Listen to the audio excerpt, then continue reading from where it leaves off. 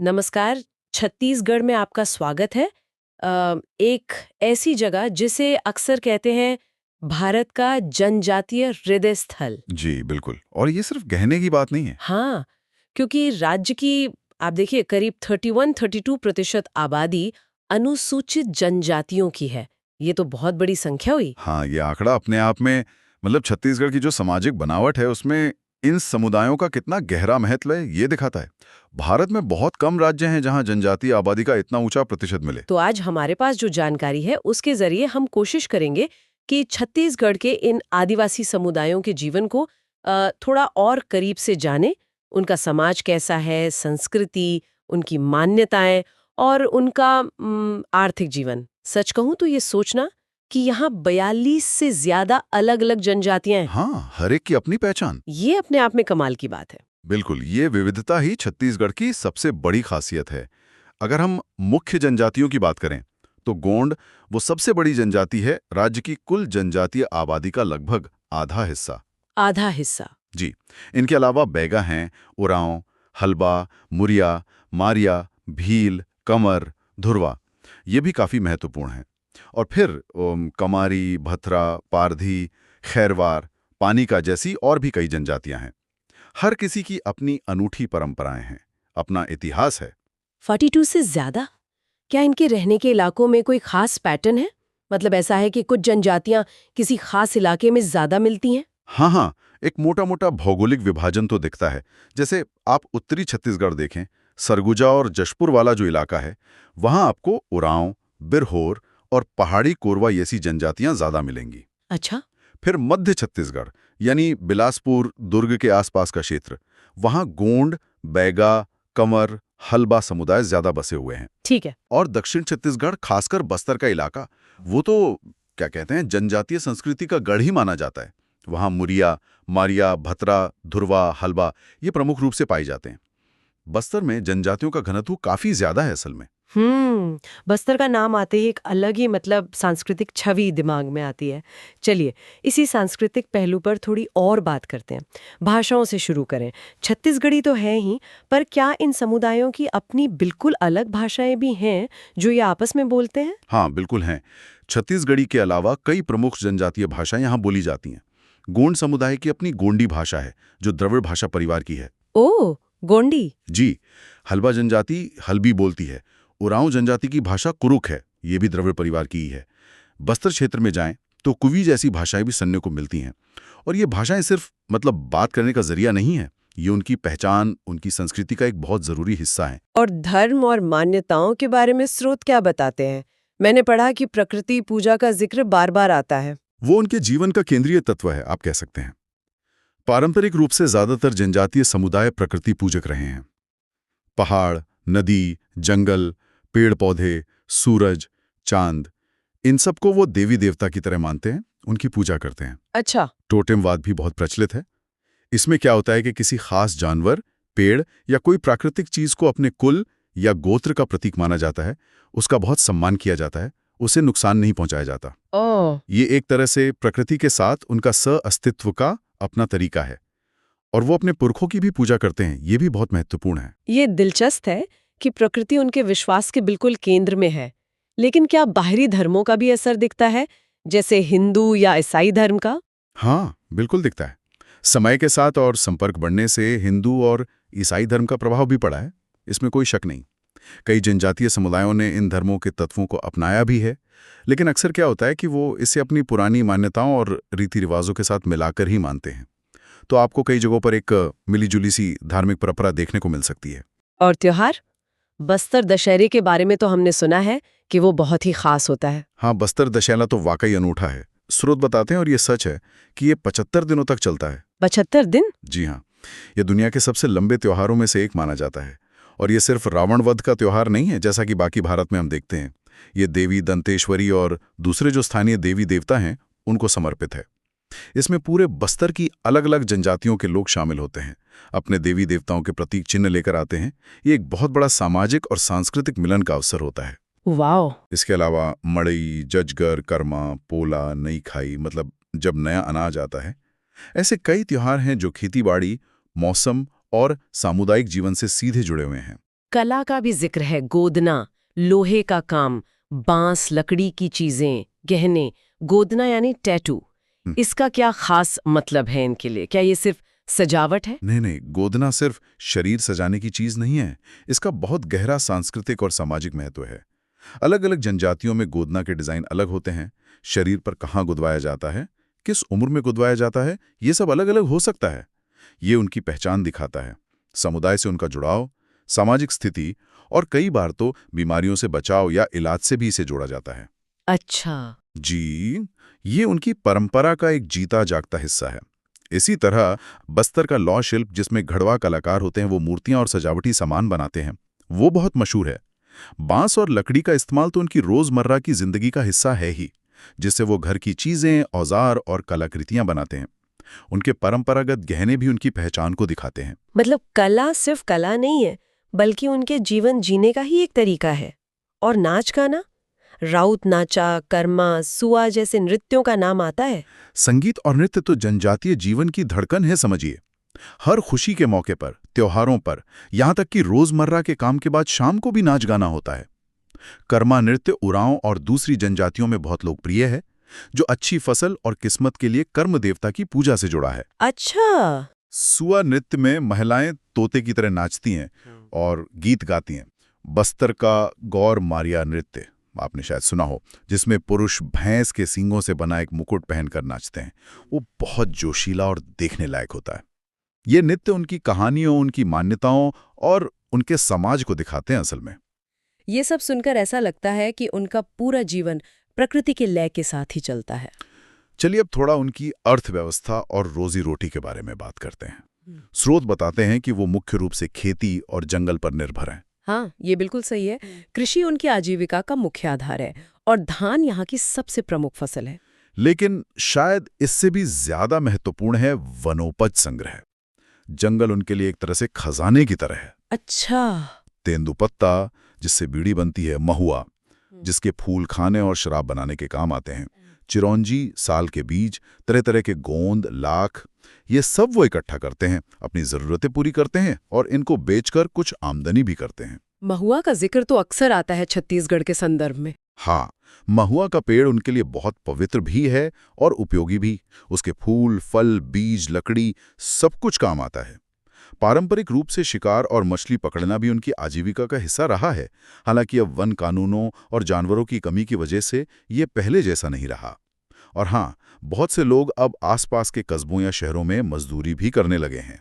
स्रोत में झूम खेती का भी जिक्र था, खासकर बस्तर की मारिया जनजाति के लिए।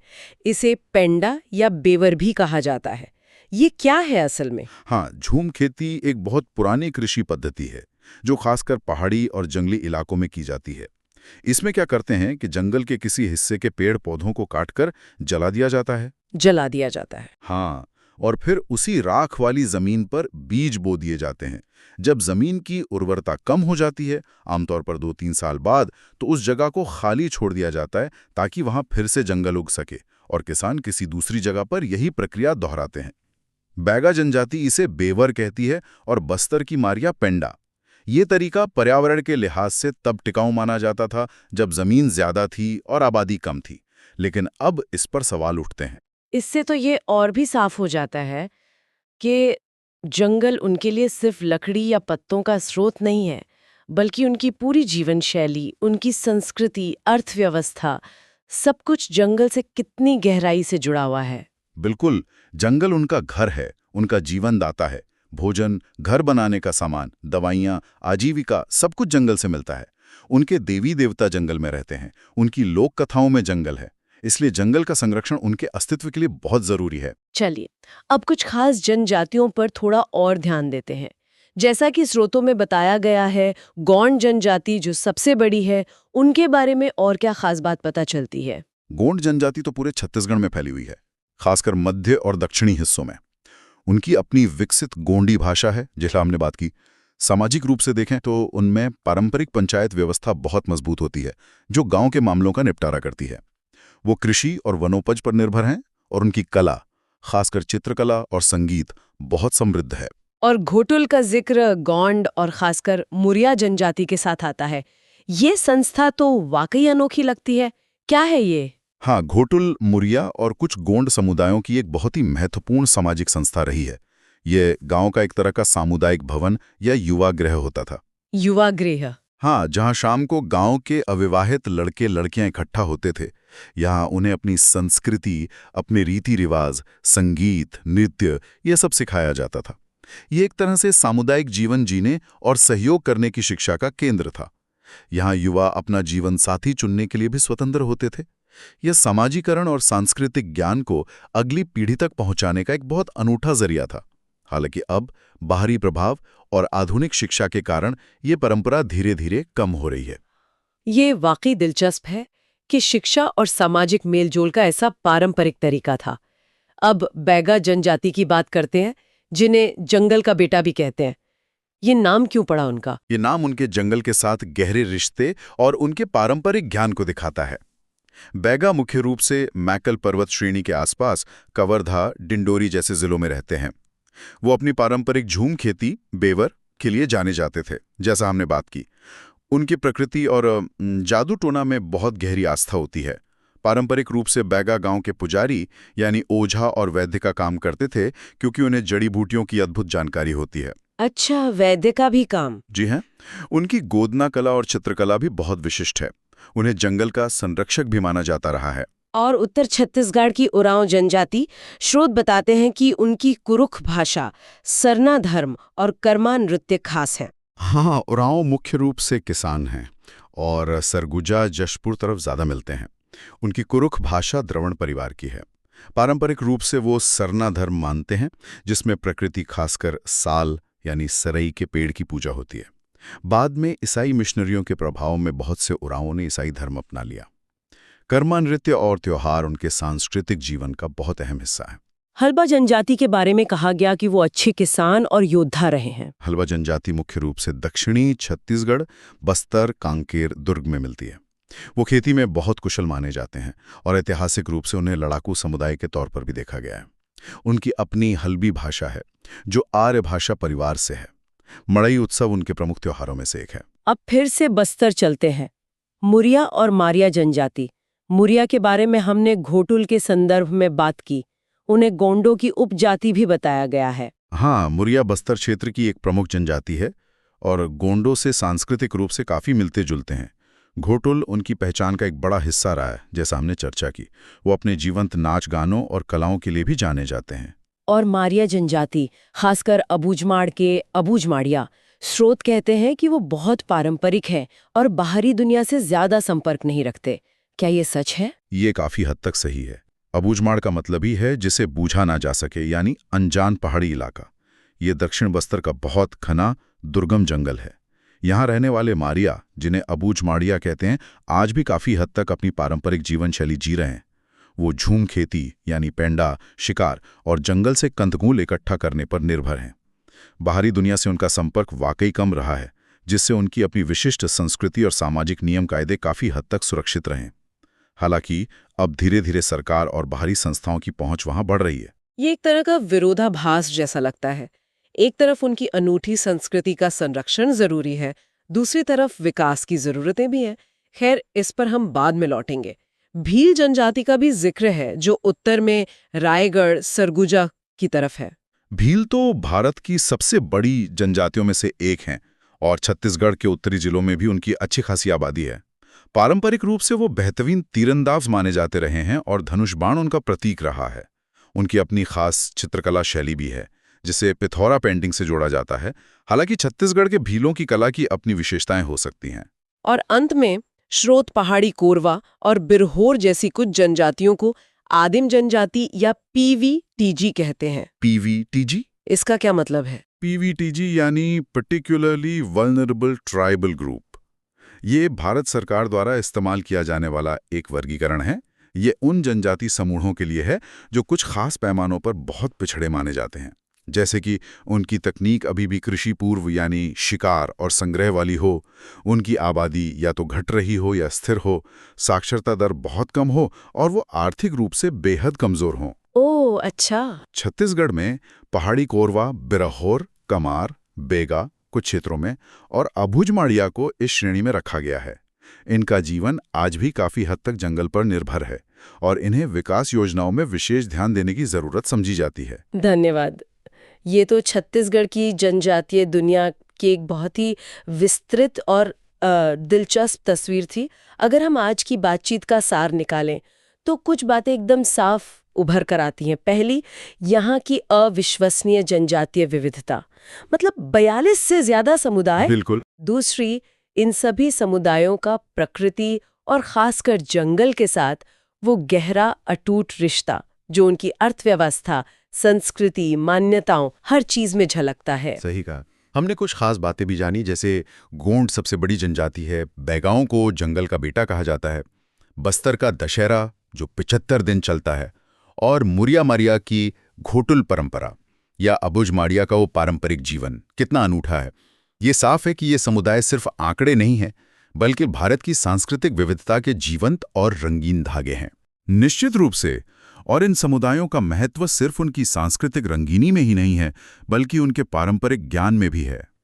प्रकृति के साथ संतुलन बनाकर कैसे जिया जाए, जंगल के संसाधनों का टिकाऊ उपयोग कैसे किया जाए, जड़ी बूटियों से इलाज कैसे हो, ये सारा ज्ञान उनके पास सदियों से रहा है। जैसा कि स्रोत भी इशारा करते हैं, आधुनिकता और विकास का असर उन पर पड़ रहा है। जाहिर है उनकी जीवन शैली बदल रही है। ये बदलाव जरूरी भी है शायद, लेकिन चुनौती ये है कि ये बदलाव उनकी पहचान और उनके इस अनमोल ज्ञान को खत्म न कर दे। और यही वो बिंदु है जहां स्रोत हमें सोचने पर मजबूर करते हैं। आधुनिकता के प्रभाव और बदलाव का जिक्र आया है, तो मैं अपने श्रोताओं के लिए एक सवाल छोड़ना चाहूंगी जिस पर वो विचार कर सकते हैं। इन अनूठी जनजातीय संस्कृतियों और उनके ज्ञान को सहेजने और साथ ही उन तक शिक्षा, स्वास्थ्य और विकास के अवसरों को पहुंचाने के बीच सही संतुलन कैसे बनाया जा सकता है? कैसे ये सुनिश्चित करें कि ये परंपरागत ज्ञान और आधुनिक प्रगति साथ साथ चलें, ताकि उनकी पहचान भी बची रहे और वो देश के बाकी हिस्सों के साथ कदम मिलाकर आगे बढ़ सकें? ये आज के समय का एक बहुत बड़ा और ज़रूरी सवाल है, जिसका जवाब ढूंढना हम सबकी जिम्मेदारी है असल में। इस गहन चर्चा के लिए आपका बहुत बहुत धन्यवाद। धन्यवाद।